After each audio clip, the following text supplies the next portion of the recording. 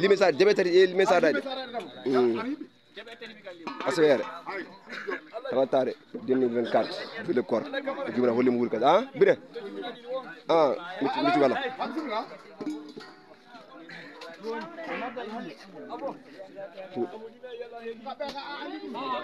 alamun aju amire sa rendu kullo mbiyo kay nden alamun bilal ne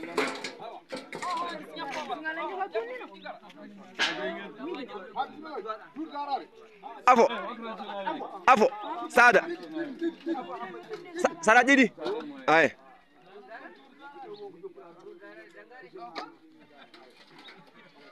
afo Hammadou saɗa ɗiɗi maɗa fofana saɗa ɗiɗi julle korka hitande 2024 fommane leggalle maɗa fofana gaari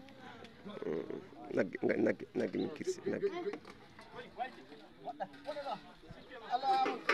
Alayamu homay tafo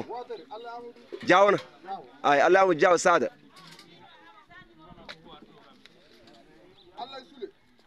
Allah sule sada ja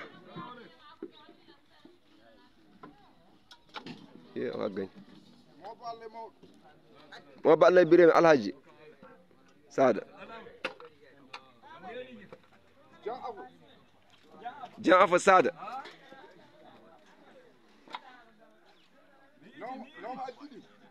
kawan sege sada ɗiɗi sada ɗiɗi kawan sege sada ɗiɗi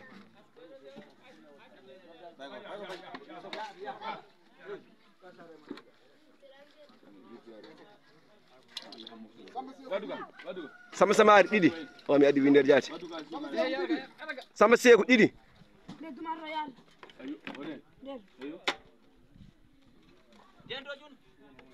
Samba dendude Samba dendo juna rendoju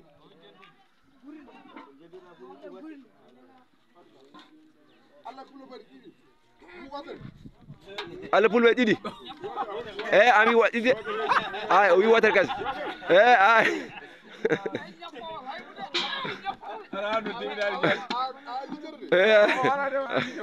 ngeen dokar mi ngano wana pilmo o may wotere ne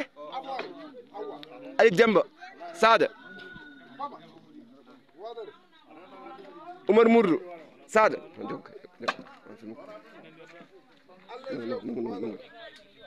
Allah Seeku no wiɗu kala indire indi jammani halanka adu guro Sada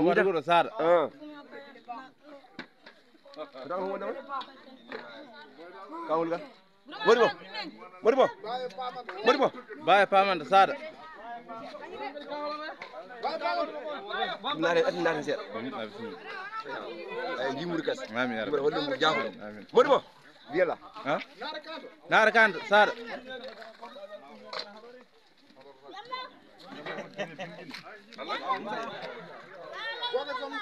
Bokar Samour Sada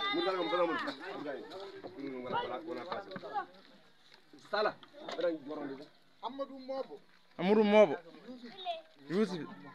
Sada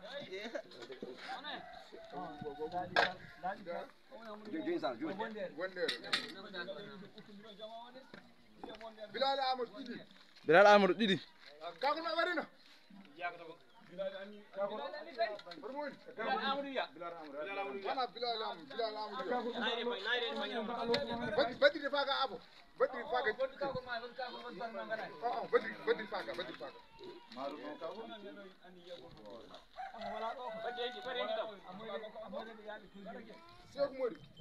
Sekou Mori Sada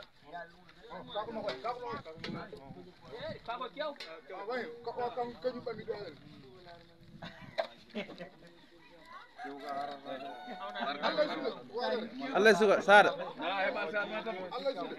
Allah Sule Allah Sekou Mori Ali kitam de tinga ko eta ma filmer wa Bire Sada Bire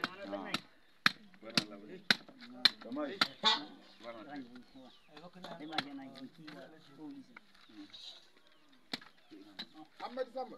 Hamad Samba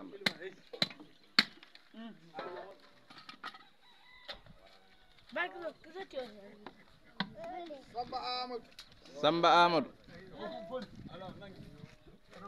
ya ndo sama Amadou jiri ngom mo jota Ali Demba na tero apport nañ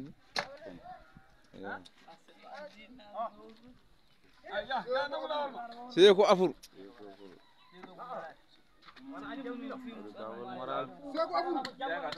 Seeko Afur waran bare take bangi hey Seeko Sam awdal kawlu giya goro Seeko Afur woy wo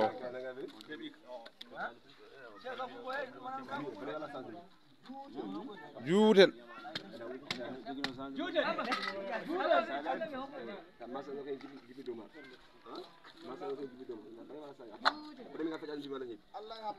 Allah hamma ninka ko amare Allah min hokka na godo taal janano alam foti ha Jaay lob ani handu jaay lob handu hey ono mar babana no sar no sar jaay bara mo jeewo bayne wor musiki bama bay wor musiki Sidi Pullo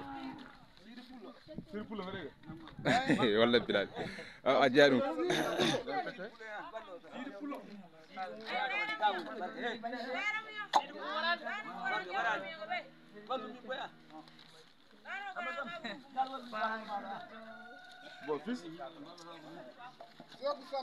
Seeku Samba hey mi jeey o tasana on kangona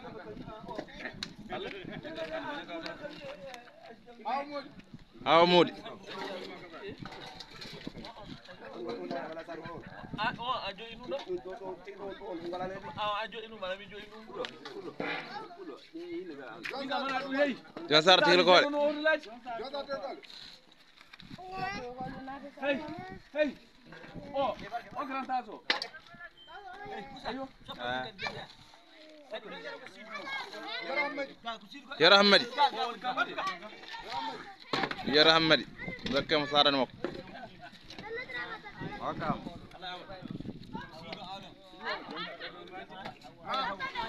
Mam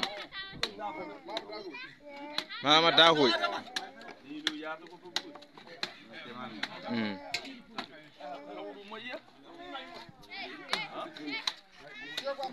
Seeko Ambaye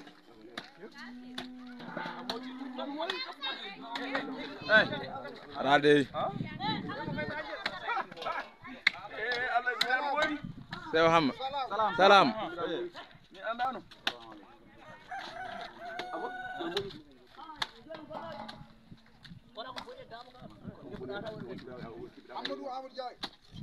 Amadou Jaay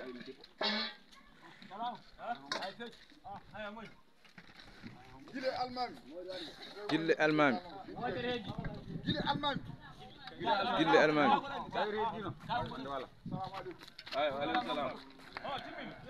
ay jimo wut ribe Allah ay jura holle mur ka aslan jimo wut gas ciaf fecena jimur gas hande hono foti nyaloma talatade jeena lewru avril hitande 2024 juulde korte kebri waga moɗo jimur gas inchallah rabbi jumra holle mu wuri gas jumra holle mu wuri gas inchallah rabbi ono tiyaw ko hen jimur aslame fombana inchallah 2024 juulde korte o e birguira galle maɗa fofana inchallah tiyaw